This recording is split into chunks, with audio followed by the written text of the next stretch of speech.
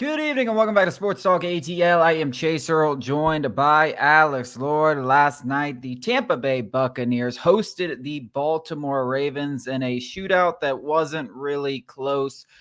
But the Falcons play Tampa Bay, critical matchup. Both teams are 4-3. It's going to be for the title of NFC South Division leader. And they're also, if the Falcons win this game, will have the entire tiebreaker over Tampa Bay, who really feels like the only team in the division that's in it outside of the Falcons. So probably the biggest matchup of the season. I know it's week 8, but it's the biggest matchup of the season, without a doubt, because you can take a de facto 2-game division lead over the Tampa Bay Bucs with a win. And aside from what we saw in the actual game, 2 things happened yesterday that are very important for this matchup. Mike Evans goes down with a hamstring injury. You have to think if he left earlier in the game, didn't return, was declared out pretty much immediately. It's something that he was dealing with.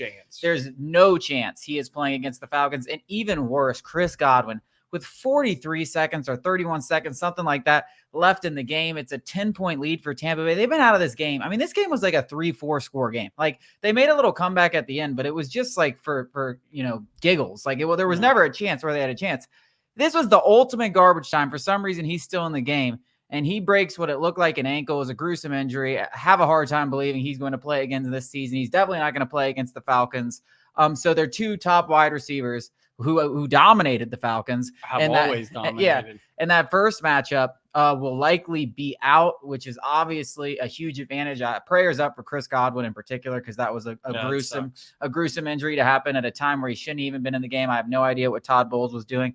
But as far as the Falcons are concerned for this matchup, huge health advantage. Not, feeling sorry. Nobody feels sorry for other teams. You can feel sorry for individuals because Chris Godwin is going to be a free agent this offseason, and he is out for the season. I mean, his foot was backwards. I mean, it was disgusting. It was awful. There's no chance he's returning. He's going to enter free agency with, maybe he's back for next season. Obviously, that's where the questions begin. That sucks for him, everything. I'm not feeling bad for the Bucs. I hate the Bucs, hate Baker Mayfield, secretly love Baker Mayfield. And we got a big game this week. Mike Evans, he came into that game with a hamstring injury. That, if you watch the game and watch that injury, it looked absolutely painful for that guy. There's no chance. Soft tissue. I bet there's a better chance he goes on the IR than there is that he plays this week. So the Bucs are going to be without their two of their best players. Mike Evans is their best player, future Hall of Famer. Some guy, AJ Terrell has nightmares of Mike Evans. Fortunately for the Falcons secondary and the Falcons defense as a whole, which has struggled this year, especially last week against Geno Smith, this is going to be a hobbled Bucs offense. With that being said, that Ravens defense is still very, very good. And I know there's some young pieces. You got a first-time coordinator in Zach Orr. That's the best run defense in the NFL. And the Bucs ran all over the Ravens. And I know it wasn't close, but most of that should be attributed to Baker Mayfield's mistakes. I mean, he threw an interception in the end zone. They were going in to score another time, and he threw another interception. So, Baker Mayfield was the reason why that game wasn't close. It wasn't all the other parts to the offense. So that offense, even without Mike Evans, even without Chris Godwin, is still a tough task for this Falcons defense because, if you're talking about a Falcons, it's bottom 10 in the NFL right now, and that might be generous. So this is a big task and a good opportunity. Yeah, I mean, if we didn't learn anything from this past week against the Seahawks, particularly defensively, then we can't take anybody lightly because, listen, we talked about the Seahawks receiving core. It's pretty good, but they also have a terrible offensive line, and they had no rushing attack, and they were able to do pretty much whatever they wanted against the Falcons. It doesn't matter who's on the field.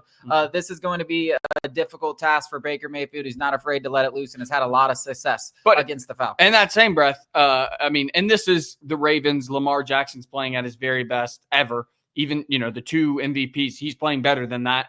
That Bucs defense is horrible. No, I mean, horrible. It might be the worst defense in the NFL. It is so bad. You can do whatever you want on that defense. I mean, we saw Kirk Cousins coming out party 500 yards, 4 touchdowns against them, and that it's only gotten worse.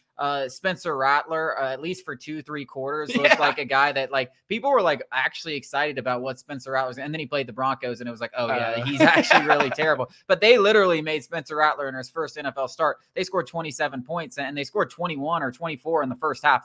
They looked like a competent, and Spencer Rattler, like a competent quarterback, a guy who could start in the NFL today against this defense. Lamar Jackson look like he can actually throw a football, which we all know he can't. So that's something. 5 touchdown passes from Lamar Jackson. I mean, you just don't really split. I'm making a joke, but you don't typically see 5 touchdown passes from Lamar Jackson. And most of those guys were running wide open. I mean, this is a Bucs defense that we talked about the Falcons' defensive struggles. This is actually the worst defense in the NFL, in my opinion. And I don't really think it's particularly close. No, one of them. And if you're the Falcons, you got to be licking your chops. I mean, the recipe is quite obvious. The Ravens showed it. You smack them in the mouth on the ground with Tyler Algier and Bijan Robinson, and then you let Kirk Cousins dice them up in the secondary off of play action. Lamar Jackson did it all evening on Monday night, and the recipe is there. And honestly, the Bucs defense is so bad, you could probably tell them what is coming, and they probably still can't stop it, which is crazy because they still have guys. Like, they still got Vita Vea, the best nose tackle in the game. Antoine Winfield is one of the best safeties in the game. Levante David, I don't care how old he is, he's still one of the best linebackers in the game. I mean, the cornerback room is awful. The edge room leaves a lot to be desired. But, I mean, they still got guys. That's why it's so shocking. Todd Bowles is a very good defensive mind. The fact of the matter is they're bad, and this Falcons offense needs to get back on track after, scuffling against a bad Seattle defense. Yeah, but as we talked about yesterday, it could be the best thing that happened to this Falcons team, especially going into such a pivotal matchup. Like, if you're going to lose one of these 2 games, lose to the Seahawks, right? And now you have Chris Godwin and Mike Evans not going to be playing. I mean, there's no excuse. I know this game's going on the road, and I know it's any given Sunday. There's no excuse coming off the loss the way that you lost that you shouldn't refocus and play your best game and take care of the Tampa Bay Buccaneers this week. There's no excuse not to win this football game. This isn't the Superdome. This isn't Seattle Stadium. This is Tampa Bay, and credit to them. They're 3-time defending champs, won the most recent Super Bowl. They've had a lot of recent success, and they're obviously a good football team now, but they're hobbled. They're not good on defense. And they have absolutely, coming from Falcons, they have no home field advantage. There is no excuse not to win this football game. Yeah, I mean, let's not act like Desmond Ridder didn't walk into Tampa Bay last year, and if he doesn't try and give that game away, I mean, and they won. They won, and he turned the ball over 3 times. I mean, there is 0 in the red zone with no Mike Evans and no Chris Godwin. Yeah, I know Baker Mayfield's still capable of making plays, and this offense could still put up some points, but the Falcons should be able to put up a ton of points. And the defense, if they get carved up by 3rd and 4th string wide receivers, I mean, we're going to have an entirely different conversation next Sunday. I mean, there's 0 excuse not to win this football game and take, like we said, a stranglehold on this division, de facto 2-game division lead with the Saints and the Panthers basically already out of it. I mean, this is it's week 8. You can't say week 8's a must win, but this is as damn close. And if you said it, I wouldn't blame you. The only reason I'm not going to say it's a must win for the Falcons is because you only have a 1-1 tie with the Bucs. So there's no tiebreaker there. And you're also 3-0 in the rest of the division, or 2-0 in the rest of the division.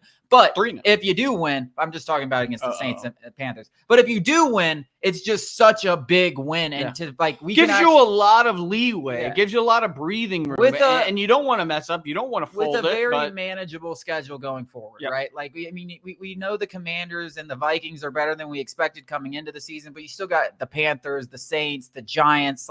There's a lot of wins out there in the second half. The Raiders. I'm not sure the Cowboys are. Yeah, I mean there are games but there are games if we lose, we got some serious questions. Giants, Raiders, Panthers.